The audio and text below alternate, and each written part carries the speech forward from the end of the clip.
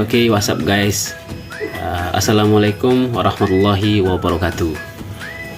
Ya, kami dari kelompok 20 akan sedikit membahas tentang kajian pemakaian shear walls dan braking dengan beban gempa.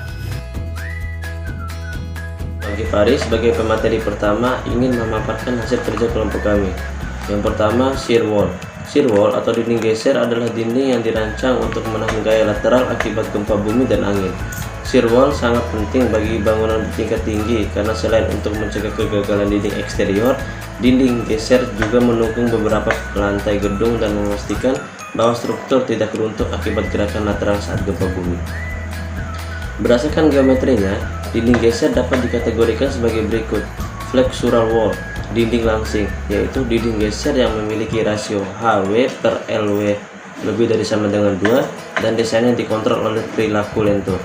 Yang kedua, squat wall, dinding pendek, yaitu dinding geser yang memiliki rasio HW per LW kurang dari sama dengan dan desainnya dikontrol oleh perilaku geser. Yang ketiga, couple shear wall, dinding berangkai, merupakan sepasang dinding menahan momen guling yang terjadi akibat beban gempa yang dihubungkan oleh balok-balok berangkai sebagai gaya-gaya tarik dan tekan yang bekerja pada masing-masing dasar pasangan dinding tersebut. Bracing merupakan elemen struktur penahan gaya lateral. Elemen ini berupa batang yang dipasang pada portal struktur. Karakteristik dari elemen ini adalah dominasi aksial yang terjadi ketika gaya lateral terjadi, di mana pada saat gempa terjadi, gaya lateral yang diterima oleh struktur akan diteruskan pada elemen bracing ini sebagai gaya-gaya aksial. Secara umum, bentuk bracing yang digunakan untuk struktur portal terdiri dari dua. Yang pertama adalah sistem rangka bracing konsentrik. Sistem rangka bracing konsentrik, kelakuan sistem ini terjadi akibat adanya elemen pengaku yang berfungsi sebagai penahan gaya lateral yang terjadi pada struktur.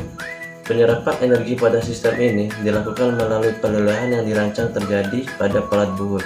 Sistem ini diaklitasnya kurang begitu baik sehingga kegagalannya ditentukan oleh tekuk bracing.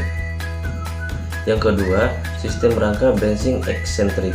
Pada sistem rangka bracing eksentrik, disingkat EBF, ada suatu bagian dari balok yang disebut link dan direncanakan secara khusus.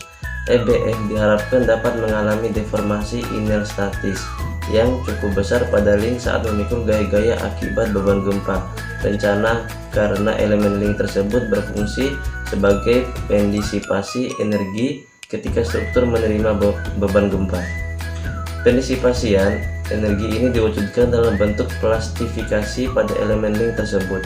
Hal tersebut yang menyebabkan sistem SRBE mempunyai nilai diaklitas yang lebih tinggi dibandingkan dengan SRBK yang lebih mengutamakan pada kekuatan strukturnya. Di sini saya akan menjelaskan tentang kriteria struktur tahan gempa. Perencanaan bangunan bertingkat tinggi harus menghitung beban yang bekerja pada struktur tersebut, seperti beban gravitasi dan beban literal. Beban gravitasi adalah beban mati dan beban hidup pada struktur. Sedangkan beban literal adalah beban angin dan beban gempa. Macam-macam kategori level kinerja struktur antara lain. Bila gempa terjadi, struktur mampu menahan gempa tersebut. Struktur tidak mengalami kerusakan struktural dan tidak mengalami kerusakan non-struktural sehingga dapat langsung dipakai. Bila gempa terjadi, struktural mengalami kerusakan struktural yang sangat berat, tetapi belum runtuh. Atau secara singkatnya, operasional ke immediate occupancy atau IO, ke life safety atau LS, dan yang terakhir ke collapse prevention atau CP.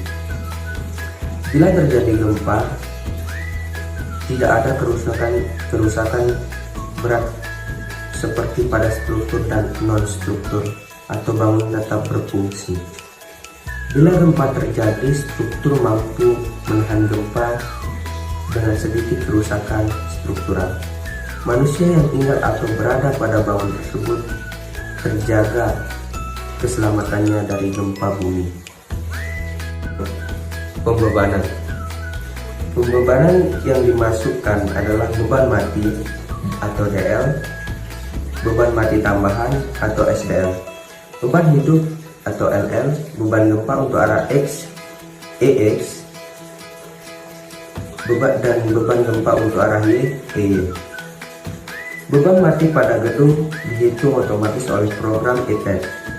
Beban mati tambahan pada dinding yaitu dinding 1/2 bata sebesar 875 kg per meter atau 8,5808 kN per meter.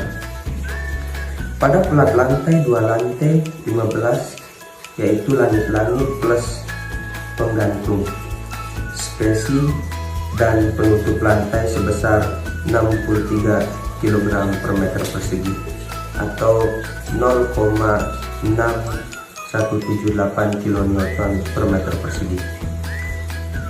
Dan pada plat lantai atap yaitu langit-langit plus penggantung, spesi dan genangan air hujan sebesar 59 kg per meter persegi atau 0,5786 kN per meter persegi.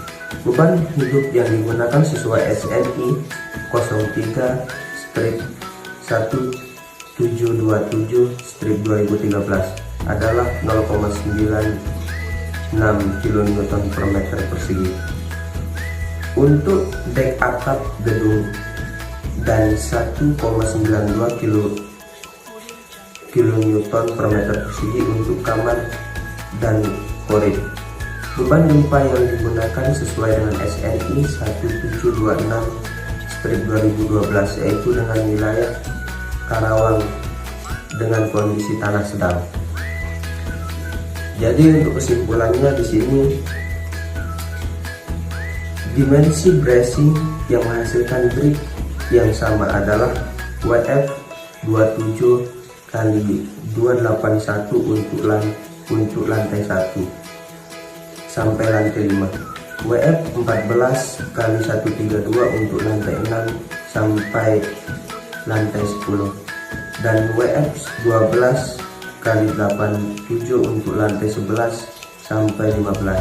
Dan dimensi penopang bracing adalah 600 kali 1800 untuk lantai 1 sampai lantai 3, 500 kali 1600 untuk lantai 4 sampai lantai 6, 400 kali 1200 untuk lantai 7 sampai lantai 9, 300 sampai 900 untuk lantai 10 dan